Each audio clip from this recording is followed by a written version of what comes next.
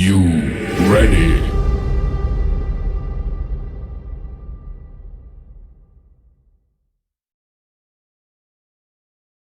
हिंदी का जो एग्ज़ाम में पूछा जाता है बहुत ही गजब हम तरीक़ा से जितना भी एग्ज़ाम में पूछा गया उस तरह के क्वेश्चन हमको ला के आपको दिखाएंगे। तो पहला क्वेश्चन होगा औरों से नहीं, वह औरों से नहीं अपने को सुधार रहा, वह औरों को नहीं अपने को सुधार रहा। किस सर्वनाम का उदाहरण, किस सर्वनाम का उदाहरण है? तो वह औरों को नहीं अपने को सुधार रहा, यानी कि निजवाचक, मैंने खुद की बात कर रहा है, खुद की बात करेगा तो निजवाचक। ऐसे सर्वनाम आप लोगों को हिंदी में 6 को पढ़ना होगा। निजवाचक, निश्चयवाचक, अनिश्चयवाचक, संबंधवाचक, प्रश्नवाचक और पुरुषवाचक। इस तरह के सर्वनाम आपको पढ़ने के लिए। तो जो खुद के बारे में बात करेगा वो हो जाएगा निजवाचक। अगला क्वेश्चन देखते हैं। अगला कह रहा है कि सुनीता रो रही है, किस काल के बात है? सुनीता रो रही है, ये किस काल के बात है? वर्तमान काल के। सुनीता जो रो रही है किस बात का काल है? वर्तमान काल की बात है। भूतकाल के जैसे रहती कि सुनीता रो रही थी, भूतकाल का होता है। सुनीता रोने वाली है, ये भविष्यत काल के रोने वाली है, बाद में रोएगी या हंसेगी, तो ये बात की चीज़ है। तो बात की चीज़ के लिए यहाँ पे भविष्यत काल के बात किया जाता है। चलो अगला क्वेश्चन की ओर हम लोग बढ़ेंगे।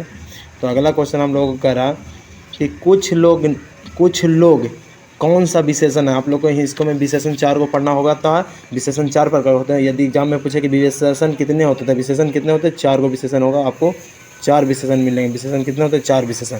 तो पहला कह रहा है कि कुछ लोग गुणवाचक, परिणामवाचक, संख्यावाचक और सर्वनाम है। तो यहाँ पे कुछ लोग जो बात कर दिया तो कुछ लोग होता है परिणामवाचक। क्या होता है? परिमाण, जैसे थोड़ा सा परिणाम बचेगा। जैसे रहता है 5 लोग, यहाँ कुछ लोग जब 5 लोग रहता है ना तो संख्यावाचक होता है। लेकिन यहाँ पे गुण थे, जैसे यहाँ पे बोलता है कि वह लड़का ईमानदार है तो ईमानदार उसका गुण है। वह लड़का काला है तो उसका नेचर है, गोरा है या लड़की सुंदर है। तो इस तरह के जो गुणवाचक होता है। और जो संज्ञा के बाद में संज्ञा सर्वनाम कहते हैं। तो इसको एक बार बहुत से देखना कि अनुकूल शब्द में कौन सा उपसर्ग पूछ रहा है। उपसर्ग मतलब कि जो किसी शब्द के आगे लगता है, प्रत्यय मतलब पीछे। तो अनु प्लस कुल, अनुकूल, यानी कि इसका आंसर क्या हो जाएगा? सी। इसका आंसर क्या हो जाएगा? सी। और आगे है कि झाड़ू शब्द में कौन सा प्रत्यय है? तो झाड़ू शब्द में कौन सा प्रत्यय है? तो प्रत्यय मैंने पीछे की बात कर रहा है, प्रत्यय मतलब पीछे की बात कर रहा था। झाड़ू, झाड़ू, ऊ ना जी, देखो कोई भी शब्द बोलने तो झाड़ू यानी कि ऊ। इसका आंसर क्या हो जाएगा? डी। परिवार शब्द का विशेषण क्या होगा? परिवार शब्द का विशेषण पारिवारिक। क्या होगा? पारिवारिक। परिवार शब्द का विशेषण क्या होगा? पारिवारिक। क्या हो जाएगा? पारिवारिक। अगला क्वेश्चन है सज्जन शब्द में कौन सा समास है? सज्जन शब्द में कौन सा समास है? तो सज्जन जो शब्द है उसको में कौन सा समास है? तो सज्जन ये कौन सा समास है? कर्मधारय समास। समास क्या हो जाएगा? कर्मधारय। दिग्गु समास के बोलेगा तो कोई आगे अंक लगा रहता है, कोई चीज़ जैसे अंक लगा रहता है, जैसे चौराहा, त्रिलोकी, सन दिग्गु समास होता है। चलो आगे बढ़ते हैं। तो 8वां क्वेश्चन हम लोग देखेंगे। 8वां क्वेश्चन कह रहा कि जो परिश्रम ना करने वाले छात्र अच्छे अंक नहीं पाते हैं। जो आप लोग जब से 10th के एग्ज़ाम देना तो आप लोग परीक्षा बोर्ड एग्जाम के क्वेश्चन है कि बोर्ड एग्जाम में ये क्वेश्चन पूछा हुआ। तो ये क्या है? जो परिश्रम ना करने वाले छात्र को अच्छे अंक नहीं आता है। तो आप लोग यहाँ से सीखे कि परिश्रम करेंगे तभी अच्छा अंक आएगा, इस तरह के। तो इसका क्या है? ये पदबंध है। क्या रेखांकित शब्द? क्या जो परिश्रम ना करने वाले, क्या पदबंध है, पदबंध है। लोकप्रिय व्यक्ति का सम्मान सभी करते हैं, किस वाक्य का उदाहरण है? लोकप्रिय व्यक्ति का सम्मान सभी लोग करते हैं, किस वाक्य? सरल वाक्य है। लेकिन कहता है कि राम, यहाँ दो शब्द, लोकप्रिय व्यक्ति का सम्मान सभी करते हैं लेकिन लोकप्रिय व्यक्ति नहीं रहते हैं उसका सम्मान कोई नहीं करता है। तो 3-4 वाक्य जुड़ जाता है, उसको मिश्र वाक्य कहते हैं। चलो अगर निम्न में से कौन सा शुद्ध वाक्य है? शुद्ध वाक्य और शुद्ध वाक्य से एक क्वेश्चन जरूर पूछेगा, शुद्ध वाक्य और अशुद्ध वाक्य से एक क्वेश्चन जरूर पूछता है। तो इसको आप लोग एक बार जरूर देखिएगा। तरह की निम्न से कौन? हमारी सौभाग्यवती कन्या का विवाह होने जा रहा है। ये होने जा रहा है, अब क्या होने जा रहा है? कंफर्म नहीं। वकीलों ने कागजात का निरीक्षण किया, यही बात सही है। क्या यह काम आप पर निर्भर है? यह काम आप पर निर्भर, ये कोई तर्क नहीं कर रहा। कई 100 वर्षों तक भारत के गले, यहाँ पे सब गलत है। यहाँ पे वकीलों के कागजात का निरीक्षण यही सही है। शेखर एक जीवनी उपन्यास किसकी है? शेखर एक जीवनी कौन लिखे? शेखर एक जीवनी उपन्यास किसकी रचना? कौन किए थे शेखर एक जीवनी की रचना? तो ऑप्शन है जीवनंदन दास, सच्चिदानंद, हीरानंद, वात्स्यायन अगे, रामधारी सिद्धिनकर, रेरन मारिया रिल्के। तो इसको में से कौन है जो किए थे? ये है सच्चिदानंद, हीरानंद, वात्स्यायन आगे जो है वही किए थे। और ये बुक में आपको पढ़ेगा होगा हिरोशिमा, ये लिखे है ना, हिरोशिमा के लेखक है। और जीवनंदन दास लौट कर आऊँगा फिर कविता है जो जीवनंदन दास का। रामधारी सिद्धिनकर के जो है राम शेखर एक जीवनी किसकी रचना? तो शेखर एक जीवनी जो रचना है ये है शेखर एक जीवनी किसकी रचना? शेखर एक जीवनी जो रचना है ना सच्चिदानंद हीरानंद बतासियागे की है। और जो जीवनानंद दास है ना जो लिखे लौट कर आऊँगा, फिर रामधानी से दिनकर है ना, रामधानी से दिनकर लिखे थे जनतंत्र का जन्म। जनतंत्र का जन्म किसके है? रामधानी से दिनकर। हमारे के मेरे बिना तुम प्रभु। इनका एक और है जो किताब में पढ़ना है, तो ये जो तुम्हारे बुक में पढ़ना हुआ है हिरोशिमा और नागासाकी पर जो बम गिराया था अमेरिका द्वारा, उसके बारे में पढ़ना है। तो यहाँ से क्वेश्चन सब्जेक्टिव भी थोड़ा हो जाएगा। अगला क्वेश्चन चलते हैं। यहाँ से एक क्वेश्चन एग्जाम जरूर देगा, जीवनानंद दास के बारे में देगा, या सच्चिदानंद या रामधानी से दिनकर के किसी के बारे में देगा। तो ये वाला पढ़ना जरूरी है कि ये वाला एग्जाम में पूछा हुआ 2022 में क्वेश्चन पूछा हुआ। एक वृक्ष की हत्या शीर्षक कहानी कुंवर नारायण के किस संकल्पन से लिया गया? जितना भी क्वेश्चन आप लोगों को करा रहा है ये जो है ना एग्जाम में कभी ना पूछा हुआ, एग्जाम में कभी ना कभी पूछा हुआ। तो इसको एक बार जरूर देख के जाइएगा, बहुत रामबाण सिद्ध होगा। तो इसके बारे में हम आप लोगों को तो इन दिनों एक वृक्ष की हत्या जो है कुंवर नारायण लिखे थे, एक वृक्ष की हत्या इन दिनों से लिया गया। इन दिनों जो उनका बहुत बड़ा था काव्य, जो इनके में से थोड़ा सा काट के इन एक वृक्ष की हत्या, इसको एक वृक्ष की हत्या कर रहे हैं कि वृक्ष के कुंवर नारायण के बारे में बोल रहे हैं। एक वृक्ष जो है कितना हमारे समृद्धि करता है, हमारे आंगन द्वार पे द्वारपाल की तरह रहता है। और जो उसका निकलता है बाँह, जैसे कि उसको कहते हैं तना जो निकलता है, वो लगता है कि फुस्तौल के भांति है। तो ये सब इसको उनको बारे में कहना है। तो आगे क्वेश्चन बढ़ेंगे कि कवि बीरेंद्र अग्रवाल के अनुसार जीवन में महत्वपूर्ण क्या? बीरेंद्र अग्रवाल बोले थे हमारी नींद उनका कविता, हमारी यह नींद उनकी कविता। तो उनका कहना है कि जो कवि बीरेंद्र अग्रवाल कहना चाहते हैं कि अनुसार सबसे महत्वपूर्ण क्या है? संघर्ष। उनका कहना सबसे महत्वपूर्ण क्या है? संघर्ष है उनका। लेकिन लिखा हुआ कवि जो लिखे हैं हमारे नींद लिखे हैं, लेकिन इसको कहना जो कविता के माध्यम से कहना चाहते हैं कि कवि बीरेंद्र अग्रवाल के अनुसार कि जीवन का महत्वपूर्ण क्या है? संघर्ष। बीजारक्षण शीर्षक काव्य संकलित संकलन किसकी रचना? बीजारक्षक शीर्षक काव्य किसकी रचना? तो ये जो बीजारक्षक है ना वो है अनामिका का। किसका? अनामिका का। कवि जीवनानंद दास का जन्म कब हुआ था? कवि जीवनानंद दास का जन्म कब हुआ था? एग्जाम में पूछा हुआ। कवि जीवनानंद दास का जन्म एग्जाम में पूछा हुआ है, इसको तुम जरूर कीजिएगा। 1899 में हुआ था। कब हुआ था? 1899 में। जीवनानंद दास की किस शीर्षक कविता को रविंद्रोत्तर युग की श्रेष्ठतम प्रेम कविता की संज्ञा दी गई? कौन सी उनका जो कविता उनको सर्वश्रेष्ठ दिया गया? रविंद्रोत्तर युग के लिए, रविंद्रोत्तर युग के लिए। तो ये जो क्वेश्चन है इसका आंसर होगा क्या होगा? बनलता सेन के। किसका? बनलता सेन को मिला। इसके लिए इनको सर्वश्रेष्ठतम प्रेम कवि की संज्ञा दी गई है बनलता के लिए। रेलन मारिया रिल्के का जन्म कहाँ हुआ था? रेलन मारिया रिल्के जो हैं मेरे बिना तुम प्रभु के लेखक, उनका जन्म कहाँ हुआ था? ऑस्ट्रिया में हुआ था। ऑस्ट्रिया की राजधानी वियना, ऑस्ट्रिया में हुआ था। मेरे बिना तुम प्रभु शीर्षक कहाँ कविता किस भाव की है? किस भाव की कविता है? और यहाँ पे आप लोग जापान देखेंगे, दक्षिण फ्रांस में तो अभिनियो, दक्षिण फ्रांस में अभिनियो है, एक ईसाई मठ अभिनियो आपको पढ़ना है। जापान में बम गिराया गया था, हिरोशिमा और नागासाकी के बारे में पढ़ना। और मेरे बिना तो प्रभु शीर्षक जो है मेरा मारिया रिल्के का। और जो इसको मैं कह रहा क्वेश्चन पूछ रहा है 18 के कि मेरे बिना प्रभु शीर्षक कविता किस भाव की है? नहीं, इसका जो होगा भक्ति भाव का। क्या है? भक्ति भाव का। प्रेम घन जी किस युग के महत्वपूर्ण कवि है? प्रेम घन जी किस युग के महत्वपूर्ण कवि हैं? तो प्रेम घन जो है ना भारतेंदु युग के हैं। किस युग के? प्रेम घन है जो भारतेंदु। स्वदेशी के लेखक प्रेम घन का पूरा नाम पूछ गया तब बद्री नारायण प्रेम घन। बद्री नारायण प्रेम घन स्वदेशी के लेखक हैं और ये भारतेंदु युग के हैं। अगला क्वेश्चन हम लोग पढ़ेंगे 2020वां क्वेश्चन के अनुसार कि कवि दिनकर किसके लिए सिंहासन खाली करने की बात करते हैं? दिनकर कहते हैं कि किसके लिए सिंहासन खाली करो? जो जनतंत्र का जन्म जो कविता लिखा है उसके अनुसार कि स्त्रियों के लिए, कि नवयुवकों के लिए, कि जनता के लिए, कि गरीबों के लिए। ये बोल रहे थे ना कि गरीबों के लिए, किसके लिए? जनता के लिए। सिंहासन खाली करो किसके लिए? जनता के लिए, सॉरी जनता के लिए। नाना खाना साहब अब कहाँ था? पाकिस्तान में। और नाना खाना साहब का संबंध किन से है? तो गुरु नानक का संबंध है। क्या? गुरु नानक जी है ना जिनका जन्म हुआ था, गुरु नानक जी का जन्म हुआ था नाना खाना साहब में उनका जन्म हुआ था। और वो अभी चल गया पाकिस्तान में। और करतारपुर में उनका मृत्यु हो गया था। करतारपुर भी पाकिस्तान के हिस्सा भी है पाकिस्तान का। तो मृत्यु और जन्म दोनों पाकिस्तान के हिस्सा था। पूछेगा कि कहाँ है? तो पाकिस्तान में उनका जन्म हुआ था। चलो आगे है। कवि रस खान किसकी परम भक्त हैं? कवि रस खान है जो कृष्ण के परम भक्त हैं। कृष्ण जो राजस्थान है मुस्लिम है, मुस्लिम होते हुए वे कृष्ण भगवान यानी हिंदू धर्म के जो भगवान उनके पुजारी हैं। इन्हीं में ये अनोखी बात है, ताकि बोलते थे कि जो हमारे कृष्ण को कहें कि चित्त चोर हमारे चित्त को चुरा लिया है। और इसी में माली राधा कृष्ण को इनका पूछता कि माली शब्द किसके लिए प्रयोग किए थे, तो ये के रस खान, लेकिन राम नाम बिनु बिरथु जगह जन्म हो जाएगा गुरु नानक के। कभी रस खान सीता तो दुर्गा इधर से सीता, यानी कि हिंदी में दूसरा किताब पढ़ेंगे तो सीता वाला में आ जाएगा, हिंदी के सेकंड बुक में। यदि कबीर रस खान किस छंद से सीधे हस्त थे, जो कबीर रस खान थे कैसा छंद लिखते थे, दोहा छंद की सवैया छंद की चौपाया की सोरठा। तो जो थे ना रस खान ये लिखते थे सवैया छंद। क्या लिखते थे? सवैया। याद रखना कि मुस्लिम के लिए सबसे फेवरेट होता है सेवाया, सेवाई से लिखते हैं रस खान। यानी कि याद करने का तरीका भी आप लोग को हम दे रहे हैं कि सवैया छंद याद हो जाएगा कि सवैया छंद एग्जाम में पूछा हुआ क्वेश्चन है, एक बार ना बहुत बार ये पूछा गया। प्रियमैनी श्री राधिका शीर्षक छंद किसकी है?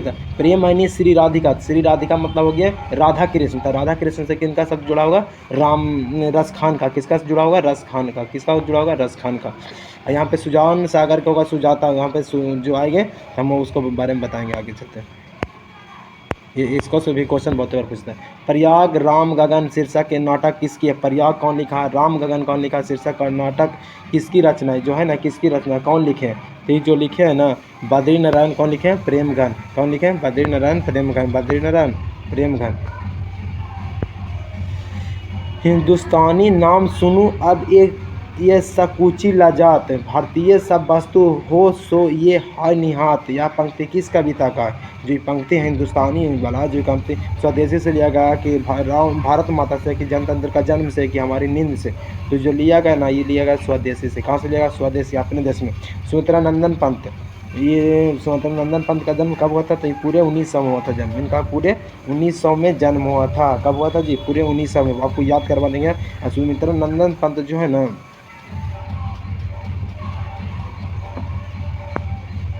आंचल भारत माता की जमीन है जो महिला सा आंचल है।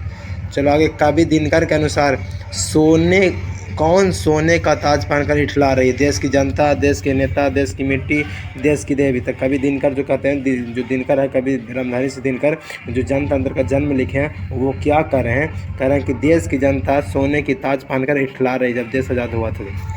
दिनकर के काव्य का मूल स्वर क्या? दिनकर के काव्य का मूल स्वर क्या? दिनकर जो कहते हैं अपने काव्य के मूल स्वर में ओज एवं राष्ट्रीय चेतना। क्या कहना चाहते हैं? ओज एवं राष्ट्रीय चेतना। हिंदी के आदि कवि कौन है? हिंदी का आदि कवि कौन है? हिंदी के आदि कवि, तो हिंदी के जो आदि कवि हैं वो क्या है? सरहपाद। क्या है? सरहपाद। अगला क्वेश्चन की ओर हम लोग बढ़ेंगे। तो क्वेश्चन है कि सामाजिक विकास क्रम में सामंती सभ्यता की अपेक्षा किस सभ्यता को अधिक प्रगतिशील कहा गया? सामाजिक विकास क्रम में सामंती सभ्यता की सापेक्ष किस सभ्यता को अधिक प्रगतिशील माना? नैसर्गवादी सभ्यता के एकाश्वरवादी सभ्यता की पूंजीवादी सभ्यता था। इसका जो आंसर होगा, राइट आंसर क्या हो जाएगा जी? पूंजीवादी सभ्यता। मनुष्य और परिस्थिति का संबंध है सापेक्ष की, मित्रवत की, निरपेक्ष की, द्वंद्वात्मक। तो ये जो किस तरह का है? तो ये जो है ना सापेक्ष है। मनुष्य और परिस्थिति का संबंध कैसा? सापेक्ष। जार रूस के सोवियत समाज, जार से मतलब रूस के राज्य सम्राट, जार मतलब जो रूस के समाज, सोवियत समाज में पढ़े जाने वाले लोकप्रिय साहित्यकार कौन है? तोल्स्टॉय की, ओलिवर की, थॉमस धार्टी की, वाल्टर स्कॉट। क्या है जो इसको जारशाही रूस के सोवियत समाज में पढ़े जाने वाला लोकप्रिय है? तो ये है जो तोल्स्टॉय है। क्या है जी? तोल्स्टॉय। बिरजू महाराज का संबंध नृत्य की किस शैली से? बिरजू महाराज कैसा डांस करते हैं? बिरजू महाराज जिसके बारे में जीत जीत मैं निरखत हूँ लिखे हैं, जीत मैं निरखत हूँ, मैंने को बार बार जीता तो और नहीं रखता हूँ, मैंने और भी प्रयास करने का मौका मिलता है। तो जो है ना कथक डांस करते हैं। किस तरह का डांस करते हैं? कथक। ये थे लखनऊ घराना के।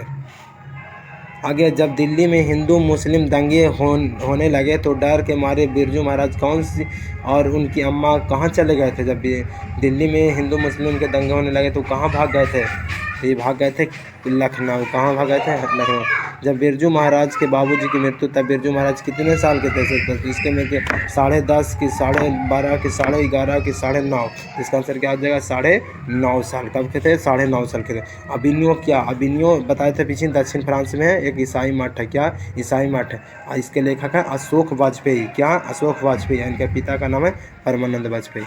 चलो आगे हम लोग क्वेश्चन पढ़ेंगे कि लक्ष्मी शीर्षक कहानी किस कहानी संकलित लिया गया? तो ये कहाँ से लिया गया? लक्ष्मी कहानी। तो लक्ष्मी है जो महाविद्यालय से लिया गया। मछली कहानी कहाँ से लिया गया? महाविद्यालय से। अब मछली कहानी के बारे में थोड़ा सा हम बताते हैं। तो मछली कहानी के जो लेखक हैं विनोद कुमार शुक्ल हैं, और उन्होंने अपने बेटा, लेखक हैं जो लक्ष्मी विनोद कुमार शुक्ल, वहाँ लेखक है ना जो यहाँ पे बेटा के रोल के बेटा हैं, बड़े बेटा छोटा बेटा यहाँ पे है एक इनका। उनके पिताजी 3 वो मछली खरीद के देते हैं और रास्ता में से आते हैं, और एक मछली वो छोटा भाई पालना चाहता है, लेकिन ये इनके पिताजी नहीं, और यहाँ पे एगो नौकर रहता है, नरेंद्र रहता है, इनका फिर दीदी का प्रेमी रहता है। यही सब है कहानी में। तो इसमें कहानी एक बार जरूर देखिएगा। यहाँ से क्वेश्चन पूछते हैं। संतु जिसको उनका छोटका भाई था, उनका नाम था संतु भीगने से बचने के लिए कहाँ खड़ा हो गया? तो जब मछली लेकर आ रहे थे, उसी कहानी से क्वेश्चन पूछ रहा। तो मछली लेकर आ रहे थे, तब बारिश हो रहा था। तब बारिश में कौजों के झोपड़ी की घर के नीचे, कि मकान के नीचे, कि मंदिर के नीचे? तो पेड़ के नीचे नहीं, यहाँ मकान के नीचे। कहाँ छिप गए थे? मकान के नीचे छिप गए थे। दोनों क्वेश्चन एक ही जगह एग्जाम में पूछ लिया, तो दोनों से पूरा कहानी आप लोग होगा। मकान के नीचे छुप गए थे, और फिर मछली कैसे कैसे लाते थे, और रास्ते में वो मछली मर गई थी, और 2 मछली बची, तो उसको में से वो पालना चाहते थे संतु। लेकिन ये पालने के लिए भागे कि हम नौकर इसका पीछा करने लगा। तो आगे बढ़ते हैं। बिस्मिल्लाह खां और शहनाई के साथ किस मुस्लिम पर्व का नाम जुड़ा हुआ? तो जो उनका साबे मेराज की, रमजान की, ईद उल फितर की, मुहर्रम। तो बिस्मिल्लाह खां और उनके सहाई से है मुहर्रम शब्द जुड़ा हुआ।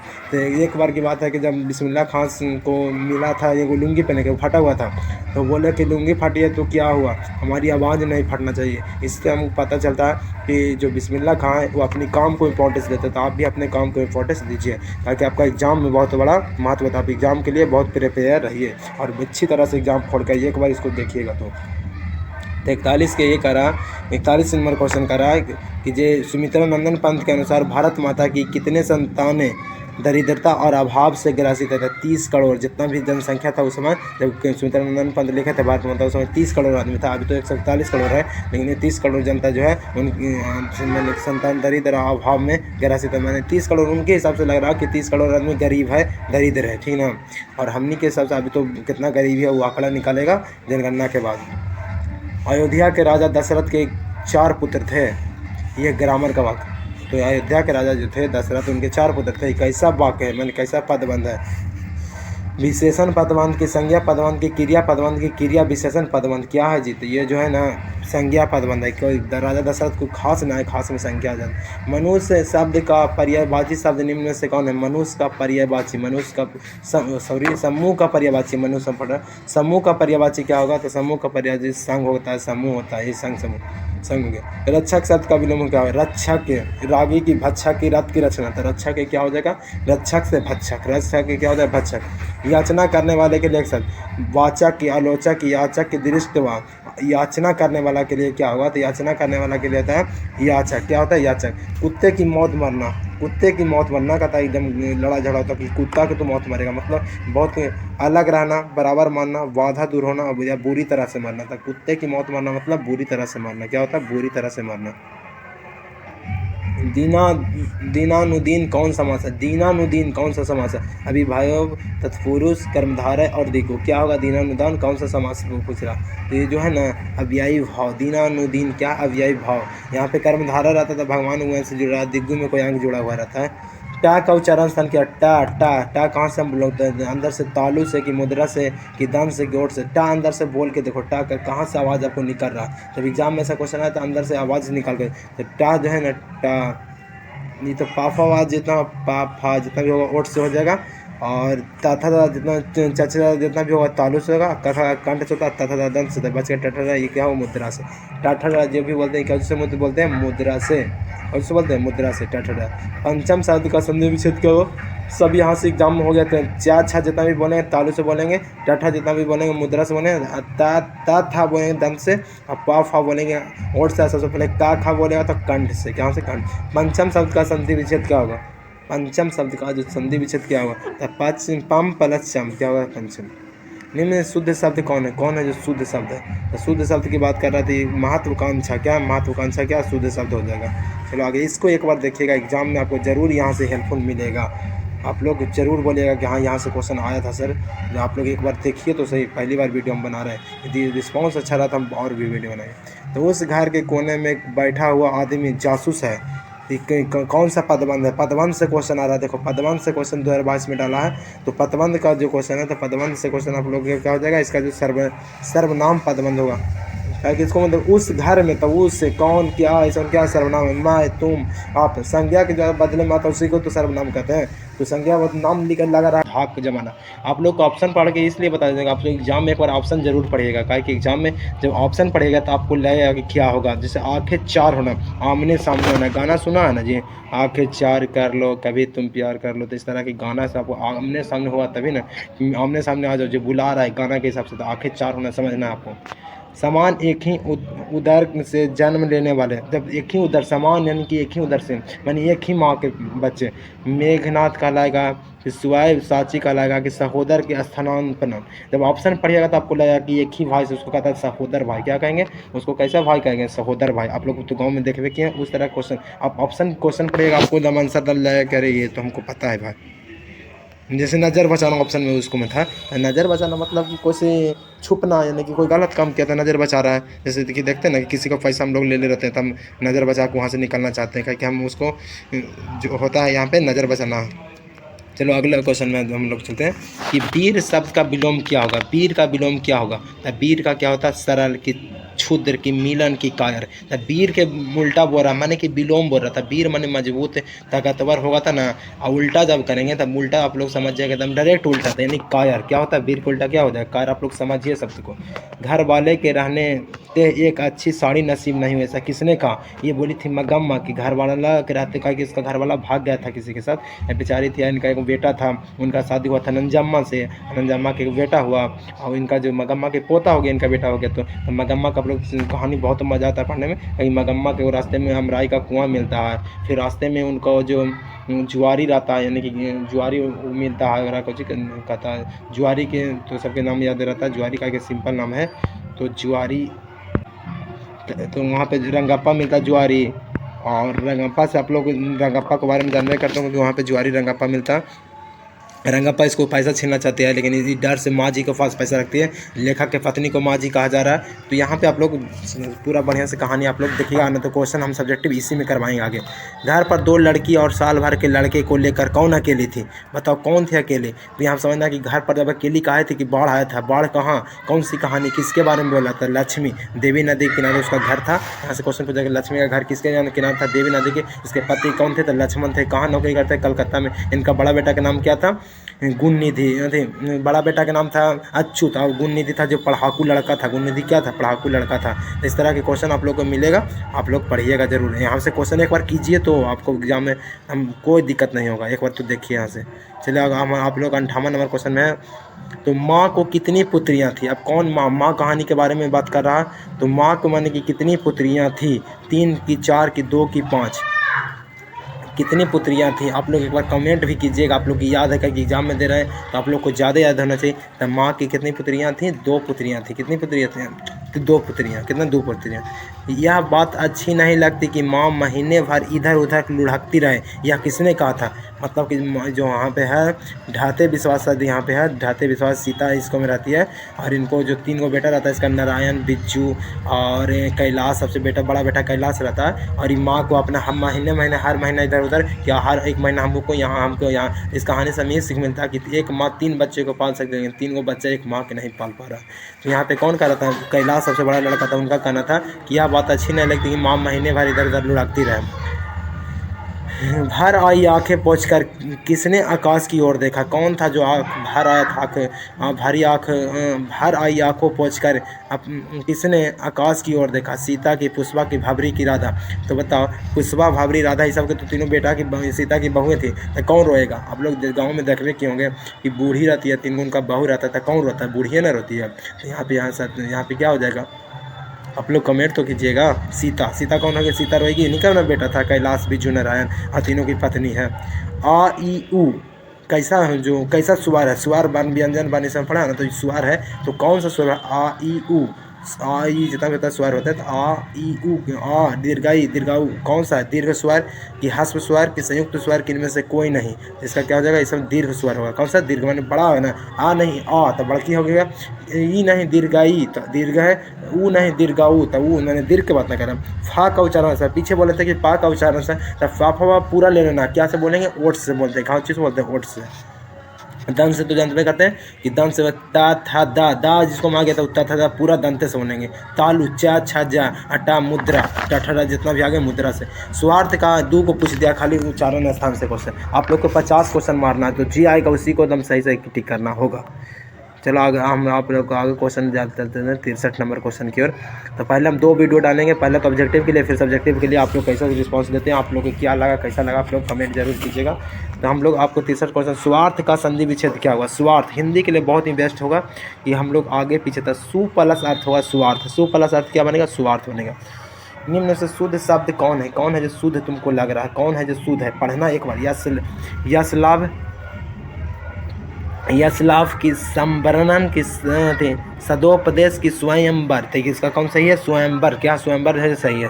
सिपाही विद्रोह शब्द कौन सा, सिपाही विद्रोह कौन सी संज्ञा, व्यक्तिवाचक की जातिवाचक की भाववाचक की समूहवाचक, कौन सा जो सिपाही विद्रोह है ना, सिपाही विद्रोह कौन सी संख्या, सिपाही विद्रोह कौन, सिपाही का विद्रोह हो गया, मैंने ढेर मन ना वहाँ पे रहेगा जी, ये बोला ना सिपाही विद्रोह बहुत सारा है, यानी कि समूह हो जाएगा। सिपाही विद्रोह में कितना सिपाही रहता था। पिंजरा शब्द क्या जी, पिंजरा शब्द जो है कौन सा क्या है, तो पिंजरा ये देशज शब्द है, देश का शब्द है। पिंजरा कैसा शब्द है, देश का शब्द है, देश है। पिंजरा तद्भव होगा जी, सॉरी पिंजरा होगा तद्भव, यहाँ पे हमको लग रहा है कि यहाँ पे आप लोग देखिएगा इसका आंसर, हमको लग रहा है तद्भव होगा। पिंजरा क्या, तद्भव। तन्या का स्त्रीलिंग शब्द क्या होगा, तन्या का स्त्रीलिंग, तन्नी का स्त्रीलिंग पूछ रहा है, तन्य का स्त्रीलिंग क्या होगा, तो तन्य का स्त्रीलिंग तन्या, हम स्त्रीलिंग बोल दिया था शुरू में तन्या, तो तन्य का क्या होगा, तन्या। अकाल शब्द का कौन सा लिंग है, तो यह अकाल लिंग से भी क्वेश्चन पूछ रहा है। आप लोग लिंग को एक बार जरूर पढ़िएगा, लिंग को देख लेते हैं कि कहाँ से ग्रामर में या सब्जेक्टिव में कहाँ से, हम बुक से कहाँ से पूछ रहा है, ग्रामर में कहाँ से पूछ रहा है। तो लिंग अकाल है ना, जो पुल्लिंग है, क्या अकाल है पुल्लिंग।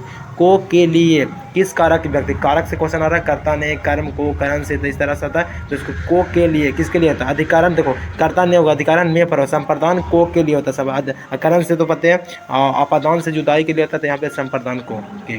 शिकारी ने बाघ मारा, शिकारी ने क्या किया, बाघ को मार दिया, किस प्रकार का उदाहरण, शिकारी है ना जो बाघे के मार दिया, तो शिकारी है जो बाघ के मार दिया, शिकारी ने बाघ को मारा, तो करण से हो जाएगा, लेकिन से नहीं है, ने संबंध का के की होगा, कर्म को है, को भी नहीं है, तो आपादान शिकारी ने बाघ को मारा, किस कारक है, तो ये शायद होगा आपादान, हमको लग रहा है आपादान होना चाहिए, लेकिन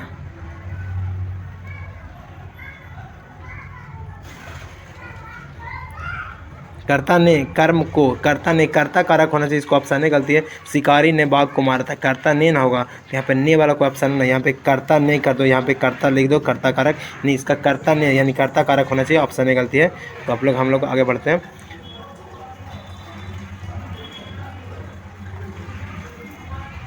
चलो अगला हम लोग 71 नंबर क्वेश्चन की ओर बढ़ जाएंगे। कहानीकार सुजाता का असली नाम क्या है, सुजाता जो इसका असली नाम क्या है, एस रंगराजन, क्या है, एस रंगराजन, बहुत बार एग्जाम में पूछा भी होते भी है। पपाती कहाँ लेटी थी, पपाती जो था ना स्ट्रेचर पर लेटी होती, कहा कि पपाती को मेनिंजाइटिस बुखार हो गया था, तो उसको स्ट्रेचर पर लिटा दिया गया था। रात में रोशनी जलती रहने से इसे नींद नहीं आती है, या किसने कहा कि रात में जब इस रोशनी आते रहता है तो इसको नींद नहीं आती है, कहा कि पपाती के बारे में कह रहा है कि पपाती जब उसको तबीयत खराब था तो उसको कह रहा था कि रात में जब लाइट रहेगा ना तो नींद नहीं आएगा। तो ये सब चिंता किसको रहता है, आप लोग अपने गाँव में घर में देखिएगा कि भाई को उतना चिंता नहीं, बहन को उतना, दादी को उतना नहीं, सबसे ज़्यादा माँ की चिंता रहती, क्या माँ को, सब कुछ के बारे में माँ जानती था, माँ। दही बनी मगम्मा शीर्षक में रास्ते में क्या, पहले हम आपको बता दें कि रास्ते में क्या है, तो आप लोग कमेंट जरूर कीजिएगा क्या इसका होगा, अमराई का कुआं, रास्ते में क्या था, अमराई का कुआं। चलो मगम्मा की बहू का क्या नाम था ना, भी पीछे पीछे वीडियो में बता देते, तो मगम्मा की बहू का नाम क्या था, नंजाम्मा जी, इसको झगड़ा हो गया, फिर दोनों विवाद हो गया, अलग हो गई थी, और फिर उसको मगम्मा के नंजाम्मा को पता चला कि जो रंगप्पा है जो मगम्मा से पैसा मांगना चाहता है, तो इसको लगा कि जो कमाएगी उसको दे देगी, इसलिए फिर इसको साथ आ जाती है। सतकोड़ी होता का जन्म कब होता है, सतकोड़ी होता यह लेखक है। सतकड़ी होता क्या, दूसरा छोटा बुक का है, सेकंड बुक का सतकड़ी होता है। तो यहाँ पे जो है ना सतकड़ी होता है। जन्म कब हुआ था, ईस्वी सन से 1-2 को पूछता रहा है क्वेश्चन एग्जाम में, बोर्ड एग्जाम में पूछा हुआ। 29 अक्टूबर 1929 को, 29 अक्टूबर 1929 को इनका जन्म हुआ था। हम आपको बता रहे हैं कि किस तरह के एग्जाम में क्वेश्चन आएगा और आप लोग किस तरह से मेहनत कीजिएगा। हल किराए पर लेकर बीघे भर ज़मीन में खेती कौन करवाती थी? कौन था जो किराया पर घर ले दे? सरपंच लेगा जी, सरपंच रहेगा तो किराया लेगा। मुखिया किराया लेगा, मुखिया खुदे है, मुखिया तो तहसीलदार लेगा। जब भी लेगी जब लक्ष्मी लेगी, कहाँ से लक्ष्मी? और खेती करवाती थी लक्ष्मी। अगर पति लक्ष्मण था उतना पैसा नहीं कमा पाता था, कलकत्ता में नौकरी करता था। तो नौकरी मतलब वो सरकारी नौकरी नहीं, प्राइवेट नौकरी की बात कर रहा है, सरकारी नौकरी नहीं। 78 के कह रहा है कि ईश्वर पेटलीकर किस भाषा के लोकप्रिय है? तो ईश्वर पेटलीकर माँ कहानी के लेखक है और ये गुजराती भाषा में, कौन भाषा में लिखते हैं? गुजराती भाषा। इसका कौन सी भाषा? गुजराती भाषा। तो पूछेगा जो माँ कहानी किस भाषा से है, तो गुजराती भाषा के। माँ जी किसे गौशाला की उपमा देते थे? बताओ। गौशाला की माँ जी थी जो गौशाला की घर को देगी, गौशाला नहीं, विद्यालय को देगी गौशाला, मंदिर को नहीं, अस्पताल को देती है। अस्पताल में देखता था पूरा गाय पूरा रहता, वहाँ गमकते मकते रहता, तो वहाँ पे बोल गया है। तो कह रहा था कि मांगू के बारे में कि रहेगी कैसे यहाँ पे गौशाला के जैसा। कौन महीना माँ जी का आशा भरा महीना था? पूस, माघ, अगहन, कार्तिक। कौन सा महीना? देखो माँ जी से क्वेश्चन आ रहा है, इनका अगहन महीना। कौन था? अगहन महीना। बाबा साहब अम्बेडकर यानी पहला चैप्टर श्रम विभाजन और जाति प्रथा का जन्म किस राज्य में हुआ था? का जन्म 14 अप्रैल 1891 में हुआ था, महू मध्य प्रदेश में। कहाँ हुआ था? महू मध्य प्रदेश में हुआ था भीमराव अम्बेडकर का जन्म। ये आप लोग को जानना चाहिए कि संविधान निर्माता भीमराव अम्बेडकर जाति प्रथा और श्रम विभाजन और जाति प्रथा के लेखक है। 14 अप्रैल 1891 को इनका जन्म हुआ था महू मध्य प्रदेश में। मैक्स मुलर ने कितने वर्ष की अवस्था में लीपगिंज विश्वविद्यालय में संस्कृत का अध्ययन आरंभ किया? किस नए अवस्था में? तो ये किया था ना 18 वर्ष की अवस्था में। कितने वर्ष की अवस्था में? 18 वर्ष की अवस्था में।